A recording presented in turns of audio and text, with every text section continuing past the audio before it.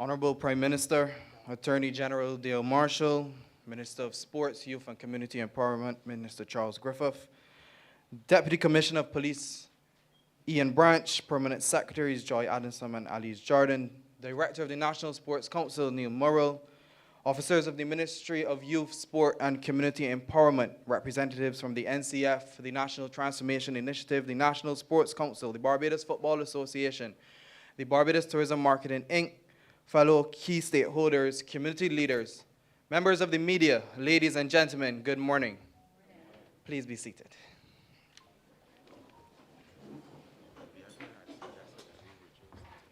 My name is Tahir Bubulia, and I am your host for this morning's important launch of the Prime Minister's Cup for 2025. Before I go into my official opening, I would like to commend the committee of 2024, and I would like for you all to give them a massive round of applause. And also, I would like to commend the winners of the first Prime Minister's Cup, UWI Blackbirds. So you can also give them a round of applause. I'm going to ask the Permanent Secretary in the Ministry of Youth, Sports and Community Empowerment, Permanent Secretary Joy Adamson, to lead us in the opening invocation.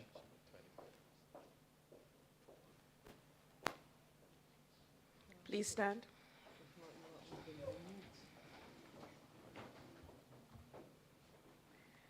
Heavenly Father, we thank you for this day and for the opportunity to gather here for the launch of this football tournament.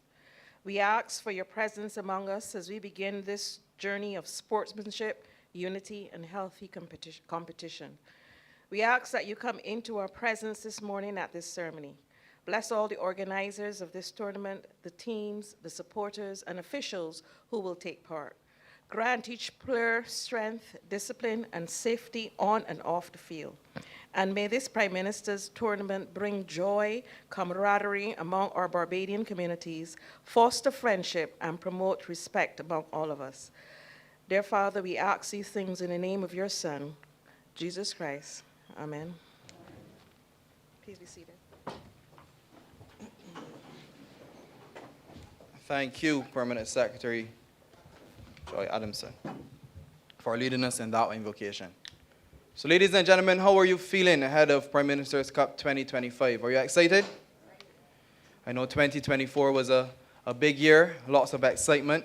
Many said that was the biggest crowd they have seen at Kensington Oval ever. So we really must thank all the organizers, all the patrons, all the supporters of last year's final and the entire competition. But more importantly, this is a part of government's mandate of building out sports in the country. Sports is an important pillar for development, and as we know from examples from all over the world, it's an economic grower, and it's an opportunity to provide a wholesome set of activities and employment for young people and older people as well.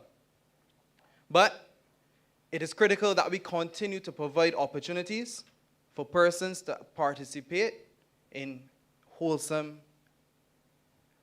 good, upright activities. Because as we see what is going on in Barbados, a lot of challenges are being faced within the society. And it is ironic that this morning there's a signing about decent work in partnership with the Barbados Ministry of Labor and the ILO this morning about decent work. And sports provides decent work for many people. So it's ironic that this signing is taking place this morning when the launch of the Prime Minister's Cup is happening, which is going to provide decent work and growth for many people in the coming months. I'm going to ask to give the official welcome and greetings, Mr. Fabian Wharton, the acting president of the BFA, to come forward and give the opening remarks. Okay, sorry, I did not get the update, but Ms. Christine Rock will give, Assistant General Secretary, will give the official welcome and greetings. Please welcome her to the podium.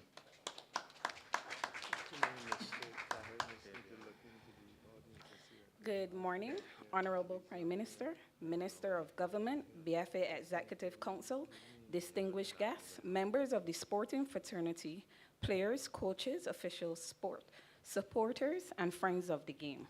It is my honor to bring you greetings on behalf of the Barbados Football Association. While our president, Randolph Harris, is unfortunately unable to be present this morning due to his prior commitments, I am pleased to represent the association and extend a warm and heartfelt welcome to each of you to the BFA Technical Center, to the official launch of the Prime Minister's Cup 2025. We express sincere gratitude to the Honorable Prime Minister for her continued support and vision in promoting football as a tool for national development, youth empowerment, and leadership. And your leadership continues to inspire the growth of the game at every level. The Prime Minister's Cup has grown into a cornerstone of our local football calendar.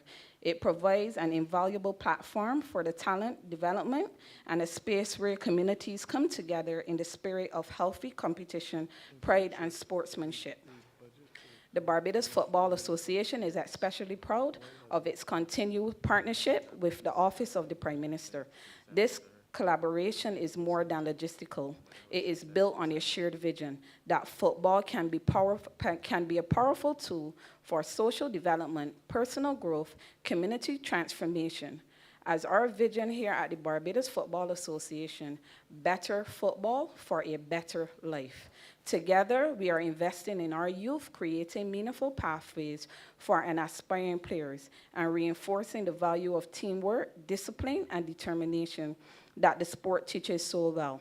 As we launch the 2025 edition of the Prime Minister's Cup, we do so with great anticipation. We look forward to thrilling matches and the emergence of new talent and the strengthening of community bonds across the island. To all teams, coaches, and supporters, we wish you a safe and exciting, inspiring tournament.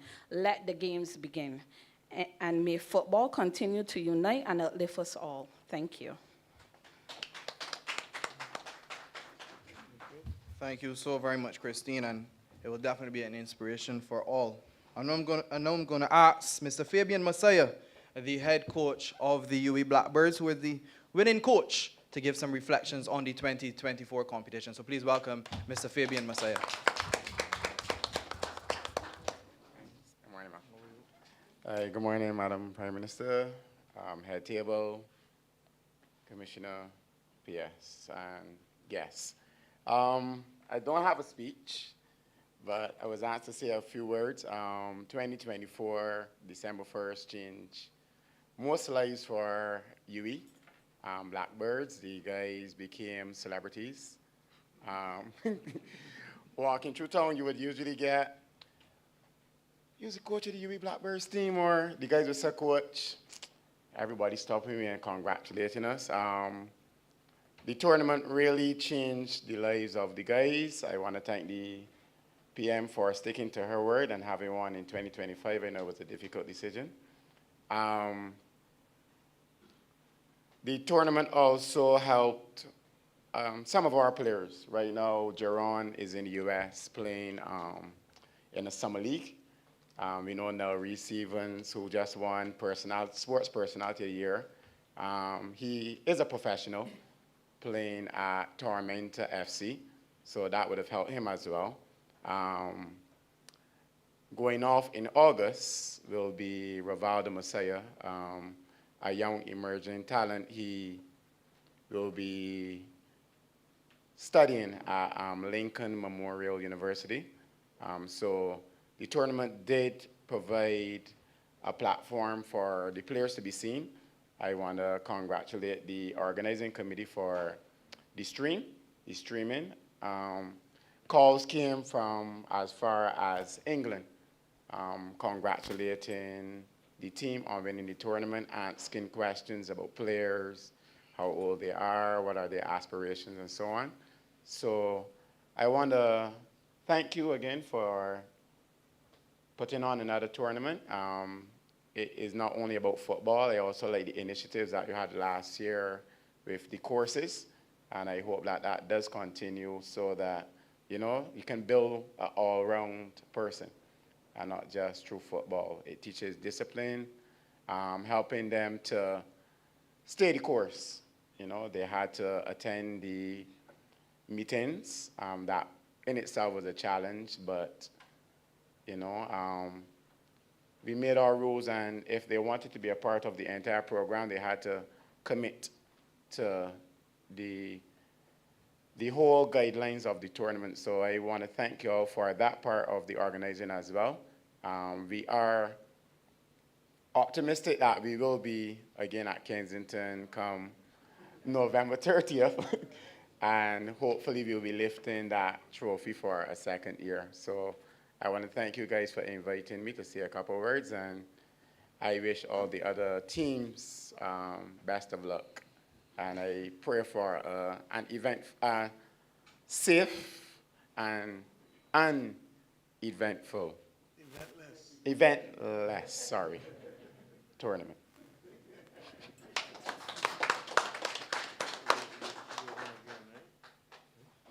Thank you, Fabian.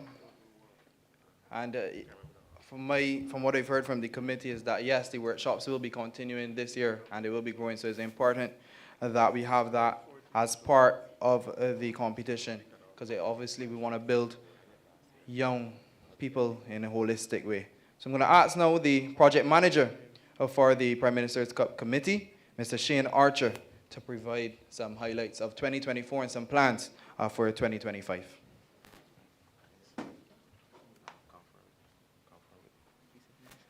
Hey, Prime Minister, Minister of Sport, senior government officials, specially invited guests, good morning. It's truly an honor to reflect on what has been an exceptional year for the Prime Minister's Cup football tournament, a tournament that continues to grow, evolve, and deliver real results for Barbados. The 2024 edition of the tournament firmly reinforced our three founding pillars: community empowerment, player development, and economic enfranchisement. In terms of community empowerment, across the island, we witnessed communities come alive as residents rallied behind their teams. This wasn't just about football. It was about pride, unity, and shared purpose. Crucially, a number of facilities saw targeted upgrades, ensuring that even beyond this tournament, communities are left with improved spaces for recreation and development. And where player development is concerned, we had over 500 players take part in this tournament, all required to participate in structured training sessions before stepping onto the field. This approach not only enhanced player fitness and skill, but also instilled a sense of professionalism with weekly stipends linked to performance and discipline. The results speak for themselves. 3 of our players have secured professional contracts overseas, further proving that Barbados is producing talent that is ready for the global stage. And then we go into economic enfranchisement. The tournament is not just about what happens on the pitch. It's a significant economic driver.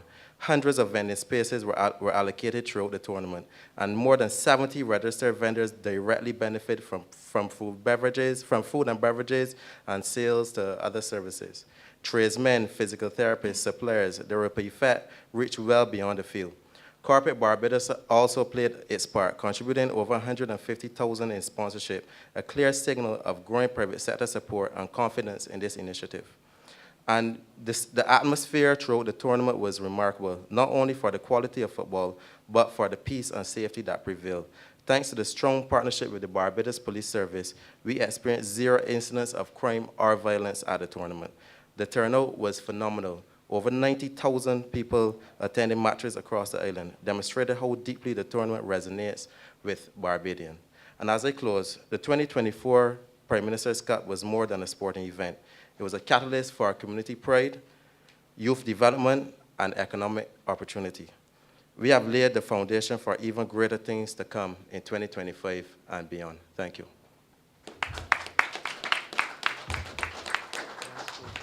Thank you so very much, Shane.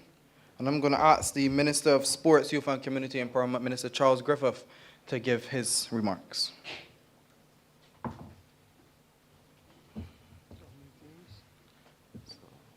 Good morning, Prime Minister, Permanent Secretary, other invited guests. It is indeed a pleasure for me to be intimately involved in the Prime Minister's Cup.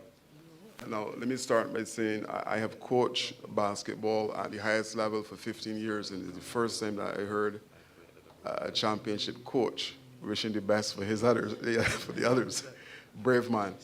But we are doing what is necessary in the ministry to ensure that the sporting project on the island is what it's supposed to be. And when you look at football, one of the first community coaches programs that we put in place would have been the football program.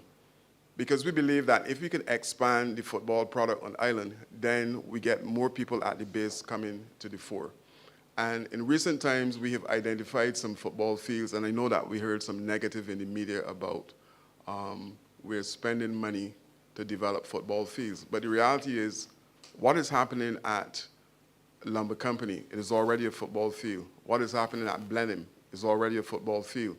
What is happening at the grounds at the YMCA, already a football field. All we're doing is to ensure that we have a wide range of football fields that are dedicated, because you know how cricketers behave. They make noise about the spikes being on the field, and then it is a problem for them when they play cricket. So we have identified some dedicated football fields that will be pressed into use. Some will come in this competition. For instance, I can look at the one in St. Lucie. What's the one at the top of the hill? Checker Hall. That is already fit for purpose. Lights are in place. Nothing is happening in terms of cricket, so we can use that. One of the things we're hoping for is that give back. So our sporting program, the community coaches program, will allow, and we started the training here with 20 individuals that will go back to communities, form groups, form clubs, and empower our young people to be involved in the process. Because we believe that if we have an active sports program on the island, that we would see some of the crime drop because youngsters will be involved in the process. So we continue to do what is necessary as a government. I continue to do what is necessary as Minister of Sports to ensure that the sporting project, and in particular football, is alive and well on the island. I thank you. Thank you, Minister Griffith. I'm now going to ask Mr. Omari Eastman, the chairman of the Prime Minister's Cup Committee, to give the strategic vision for 2025. Please welcome him.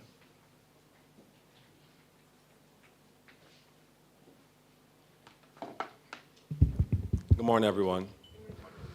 Protocol having been established, it is truly a pleasure to see all of our partners, sponsors, and our friends in attendance this morning.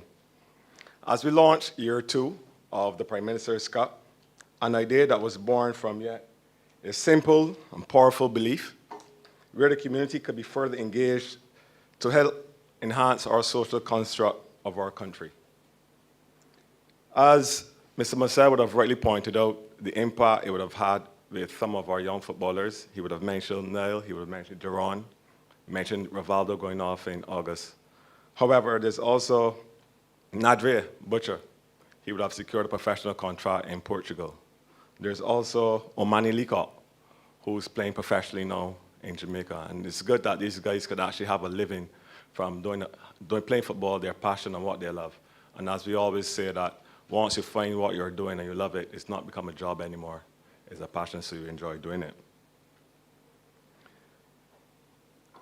As Shane rightfully highlighted regarding the amount of spectators and the crowds that we had, over 90,000, it just goes to show that the ability to unite us as a country through sport. And it was very encouraging, and teams and the supporters followed football wherever it went. So as the minister would have said, with a new field coming in Checker Hall, you have fans coming from Christchurch, as we know that's the other side of the island, all down to Checker Hall to support their team. And I think that was amazing, and it just goes to show the dedication that persons are willing to give and the encouragement to the young fellows participating in this competition.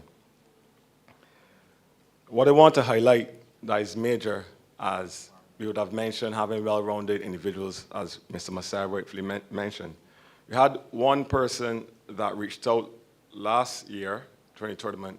They were actually doing their master's in sports science, and they asked for permission to conduct their thesis in the impact of the Prime Minister's Cup in sport in Barbados. And I'm happy to report that they would have graduated with a merit in their total master's degree and a big part of the thesis. So it just goes to show football is not only highlight, but how you can merge and marry the two together. And I think that was a wonderful initiative and a win for the Prime Minister's Cup. We continue to intend to build our strategic vision for year 2, and we continue to use this game as a tool to unite all of us, continue to instill discipline, and let it be a reflection of our national pride of the country. This vision is anchored in community partnerships and a renewed commitment to excellence at all levels. So, what we're trying to do for year 2, we're going to try to identify emerging talent, ensure that football is accessible to each and every community with the new grounds coming on board, partner again, here with the NTI, to engage further development to foster well-rounded individuals. This year, we're going to encourage some fan engagement through media, digital platforms, and community outreach. We're beginning to strengthen a well-organized and competitive tournament and try to make even more commercially viable for the players that participated. And lastly, I would have reached out to some partners overseas, and I'm happy to share that I've given the permission, the project manager, that we have at the university coming from England to conduct a study on injury prevention in the tournament. Ethics has already gone into the university here. Of all of us know, anytime you're conducting research, you must get ethical permission from the university on land to conduct that research. So once that approval comes, then we collect that data and try to publish it to be accepted at an academic level. I just want to say and to reiterate, all of this will not be possible without the support of our Prime Minister. And I will hope now here is where we could put our hands together and could see the positives and the wins that will happen and just show our level of appreciation for it.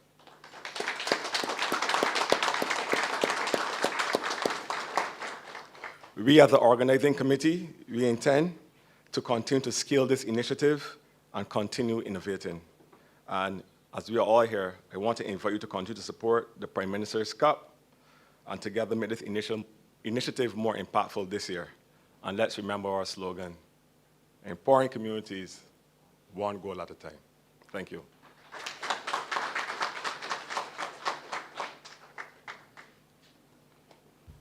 Thank you, Mr. Eastman. I didn't realize you were so tall. Thank you so very much. Now we're going to move to the featured address by the Honorable Prime Minister, Mia Moore-Motley. So please welcome her to the podium.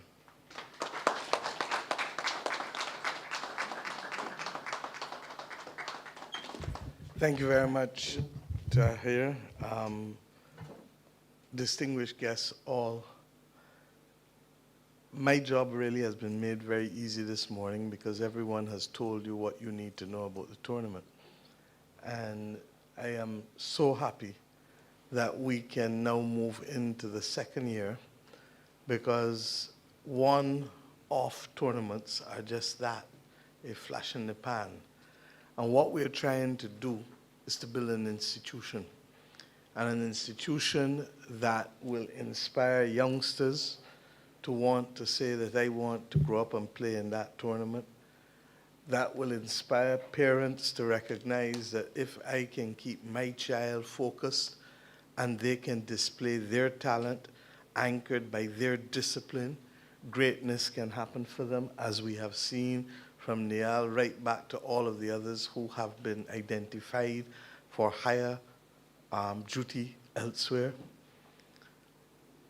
Inspiration for those who read the paper tomorrow or listen to the news today and say, I could go and sell some stuff to make sure I could make back to school this year, or I could put my family in a good position because I'm going to have the opportunity to know that week after week after week after week, I can get sales because whether you like it or not, and I say this without fear of contradiction, the 89 games played last year in the Prime Minister's Cup gathered some of the largest crowds that this country has seen attend community-based activities in years.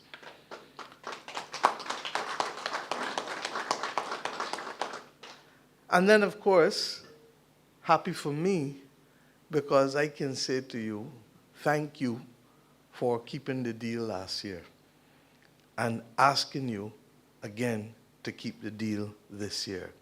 And what is the deal? A number of things. One, that while we expose our youngsters to the opportunity to display their skills and to be the best that they can be on the field, that we equally try to prepare them for the things off the field in their lives through the provision of training in life skills and entrepreneurial activity. And there were some instances where we didn't have the 100% turnout from all teams, but the one team that gave us 100% turnout was who? The one that won the tournament. And there is a message in it for each of us. The old people have told us year after year as they've raised us in this country, you get out of something, what you do what? What you do? What you put in. And I want to repeat this because this is a message that we will never get tired of giving. You get out what you put in. And the more that you put in terms of discipline, the more that you put in terms of personal fitness, the more that you put in terms of training and doing the drills that you're supposed to do, the more that you put in terms of the mental preparation, the more you are going to get out. And last year we spoke about the importance of personal fitness and also insulating yourselves from the things that will retard your performance as a human being. If you smoke, and I can tell you, I used to smoke cigarettes, and trust me, it has had an impact on my capacity over the years with respect to my lungs. If you drink alcohol consistently while trying to be fit, you're not going to be at your optimum levels. So that if we really want to shift this and to move people to the best that they can be internationally and regionally, then it means that you have to be at your best individually. And to be at your best individually means paying attention to what you eat. You can't eat macaroni pie every day. You understand? At the end of the day, you might not like provisions, but they're good for you. You might not like vegetables, but they're good for you. So that there are some basic things, and the old people used to tell anything that bitter good for you. Once it's bitter, it good. Once it's sweet, watch out. And it's true. So that these are the things that I need us to think about. You ask, well, what's they talking about all of this? Because we need to be reminded. And the process of discipline is a daily exercise. How do you make success a habit? Only by doing it each and every day, applying yourselves. There may be sometimes you might fall off. Don't kill yourself. Get up and get back on. In addition to that is the issue of camaraderie and the importance of finding a place for peaceful expression of all that we do. I am happy, and AC Branch, I'm glad to see you here, but I'm happy that last year we can report there were no incidents at all. I set a high bar because I do expect that it is possible for us to reach it. And that high bar is any guns, no football. And the rule remains the same for this year.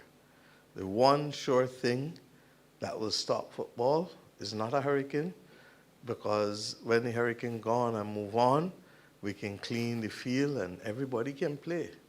The one sure thing that will stop football is gunplay. So any gunplay, it's done. And those rules are clear, clear, clear.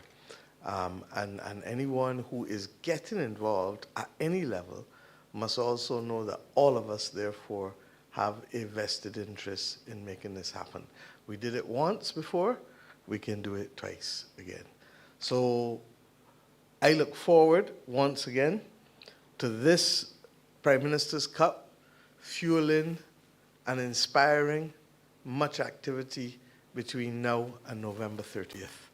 There was a true sense of pride for us at Kensington Oval last year on the night of November 30th to see the thousands of persons turn out and the enthusiasm and the sense of pride that persons had back in whether it was Britain's Hill or whether it was UWI Blackbirds. And the bottom line is that I want that sense of pride to infuse our communities again. At some point, we will start to see what we can do with some invitationals with the other islands around coming out of this tournament, and that can perhaps be for some exhibition games after November 30th to make sure that whether it is St. Vincent or Trinidad or Guyana or Grenada or whoever, that we can have one or two exhibition games to be able to ensure that we even display more the majesty of the skills of those who will have won 2025. And I ask those of us who are responsible for the teams, we will meet you halfway this year, and the organizers have indicated to me that we are prepared to bring the trainers to the individual teams this year. But in so doing, we expect you to have high participation from among your players. It is not because we're looking for work to do. It is because we want to give the knowledge, the training, and the opportunities to individuals so that they can be their best, as I said, not only on their field, on the field of play, but off the field as well. And in so doing, we can give true meaning to our slogan, empowering each community one goal at a time. So my friends, thank you for being here. I wish I could say to you that all of the football fields will be ready for this tournament. The minister has advised that they will not, but we know that by next year, hopefully, we will have them fully. This year, you will see some of them come on one by one, but it is absolutely critical that they be finished, and I've advised them of that, and that we have taken too long to be able to get to that point, particularly given since we had given the commitment to the country on November 30th last year. So we are aware, we will do better there, and at the same time, I look forward to the other facilities that are being undertaken by the Ministry of Sports being completed. You can pass in Bush Hall and you see the netball stadium and the facility that will allow for netball, basketball, volleyball, with a sprung floor being built as we speak. And you can see behind here the athletics track that is going there. We have settled the location for the one in the south, and I'm hoping that before the end of the week, we will settle the location for the one in the north. I am aware that this weekend, we will also carry sports to Barbados, athletics to a different level as well, with the inauguration of the Barbados Grand Prix. Regrettably, I have the heads of government meeting where I'm handing over chairmanship to Prime Minister Holness, and therefore will not be at it in person, but I can assure you that I will be watching as much of it as possible, since I'm told that it will also be broadcast on Sportsmax, and I'm sure social media will also be able to capture many of the events. I hope that this too can become a permanent feature on the athletics calendar, and I salute the private sector players who have invested their time and their funding and their organizational skills to make this happen. Little by little, it is our intention to ensure that there is a hive of activity across this country and across our communities.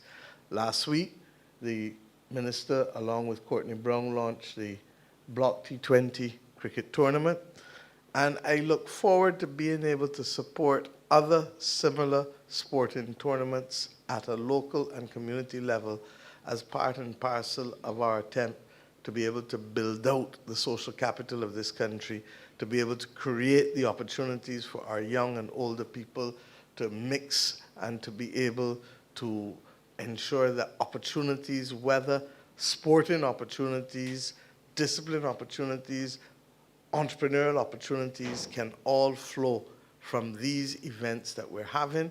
And in the case of the Barbados Grand Prix and others that have a regional or international flair, tourism benefits as well.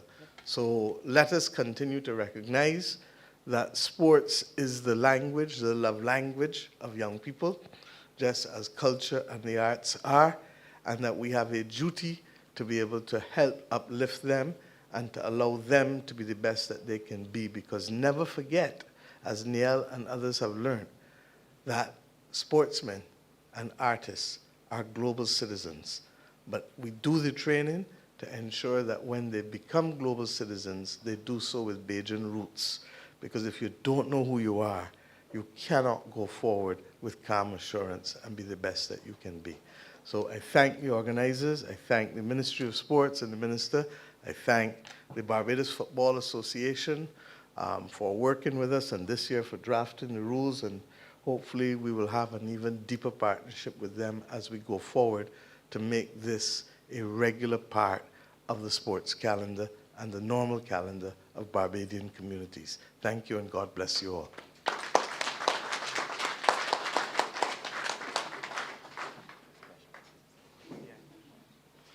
Thank you, Madam Prime Minister, for your featured address. Now we're going to go into the question and answer segment. So just raise your hand, say your name and which news house you're from, and who your question is directed from. If there's a microphone that can be used for the crowd. Okay.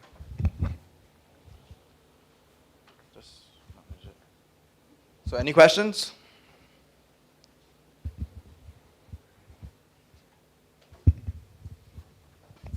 Paul Mears, Starcom Network. Can you give us some details with respect to what prize money and so on? Last year you had the incentives of teams being paid for training and so on. Tell us exactly what's happening in 2025. The prize monies remain the same. The winner will take 100,000, and yes, players will be paid stipends per match. 125 initially, and it will grow through as you progress through the tournament. The same as last year. Nothing changes in that regard. Let me say, Paul, that we understand the importance of being able to help people to ease the burdens a little bit. And that is why we call it a semi-professional tournament. Part of the difficulty has always been, and I speak now from my days of running it with Randy, that because Barbados's population is small, declining, you would think that it would be easy to hold a tournament with all these people coming out. But the truth is, it is not. And the break-even point in those days for us was actually 2,000 persons paying $10 a game. In this case, the government has decided to step in and carry the breadth of that so that you don't have to be able to have that level of expenditure, because the average person going into this would probably, without the support of the government or significant corporate sponsorship, would not be able to make this happen. There's a difference between financial return and economic benefits. The financial returns of the tournament would not be there because we simply don't have the numbers coming out. In other countries in the Caribbean, who have the numbers in Guyana and Trinidad, you can make it work with those numbers that they have. With us, it doesn't. Economic return, economic benefit, however, is not a financial return. The economic benefit is the wider thing. How many people are vending? How are the men going to spend their money and use it as a catalyst for other economic activity with a multiplier effect? All of the other things that come into it that spawn the economic activity from the entrepreneurs to the artists to whoever, to the footballers themselves. So for government, there's a clear economic and social benefit. For those interested in a financial return, not them. So I hope I've been able to lay out the difference and why we've had to go this way to be able, as a government, to do that which the private sector would not normally be able to do because the numbers just are not there.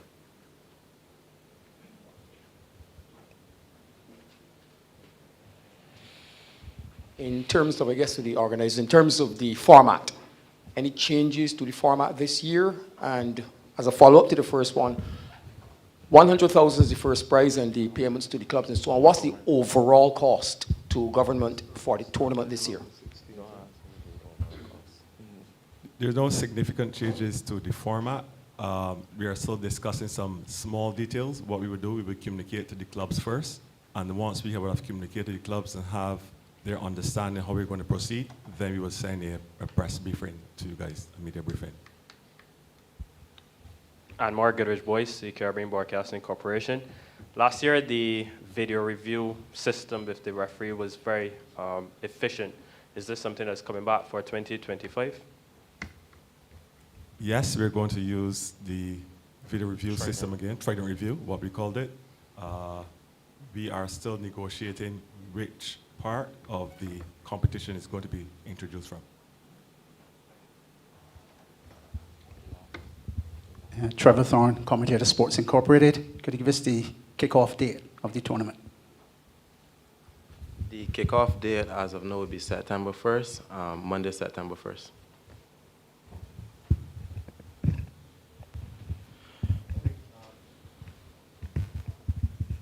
Those will ask why September 1st, because we have CariFesta August 22nd to August 31st. So we've had, normally we would like to start the last week of August, but this year it's not going to be possible because of CariFesta. So as soon as CariFesta finishes, boom, September 1st, we go right down the line. Okay, ladies and gentlemen, thank you so very much for your questions. I'm now going to ask Ms. Danielle Baino to give the vote of thanks.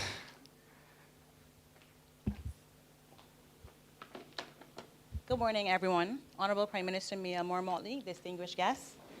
Before I speak about season 2, let me begin where all great things in football and life should begin, with gratitude. It's been quite some time since we've had the privilege of bringing so many of our partners, sponsors, and stakeholders together in one space. And to those of you joining us via live stream, we thank you for your presence here with us as well. I just want to say thank you sincerely for the incredible successes of season 1. To the Honorable Prime Minister, thank you for the vision and leadership that remind us what's possible when we invest in our people, and for allowing this committee to build on the foundation that we would have laid last year. To the Honorable Minister Griffith and P.S. Adamson and the Ministry of Youth, Sport and Community Empowerment and dedicated government officials, thank you for your unwavering commitment to shaping a future where youth development, sport, and community upliftment go hand in hand. To our core partners, the Barbados Football Association, National Sports Council, the National Cultural Foundation, the Barbados Tourism Marketing Inc., the Barbados Police Service, thank you for walking with us, not just for football, but for our communities, for our youth, and for our culture. To the media, your coverage didn't just report the scores, you brought the stories to life. You turned goals into headlines and moments into historic memories. To our sponsors, thank you for believing in this cup, and more importantly, the promise of our nation's youth and the impact it would have on communities. We look forward to deepening our partnership across corporate Barbados as we plan to elevate this initiative to even greater heights. To the clubs, players, coaches, Barbados Referee Association, thank you for your passion, your confidence, your grit. You are the soul of this tournament. And to the tens of thousands of fans and the community vendors from every parish, every neighborhood, every background, thank you for showing up and showing out. Thank you for representing Barbados loudly, proudly, and united. Thank you to everyone who made season 1 not just a success, but a statement that sport, when rooted in purpose, can uplift communities, inspire youth, and bring an entire nation to its feet. To Nayar Reed-Stephen, Nadra Butcher, and Omani Leacock, thank you for flying the Barbadian flag high with pride, regionally and internationally. As a committee member, I'm honored deeply proud to help tell this story, because this isn't just football, it's proof that we can, we will, and we do deliver excellence right here on this 166 square mile rock. And season 2, it will be louder, prouder, more youth inspired, more communities ignited, more moments that make us say, this is us. So welcome back to the pitch, welcome back to the movement, welcome back to a Barbadian legacy that will continue to rise by empowering youth and inspiring communities, one goal at a time. Thank you.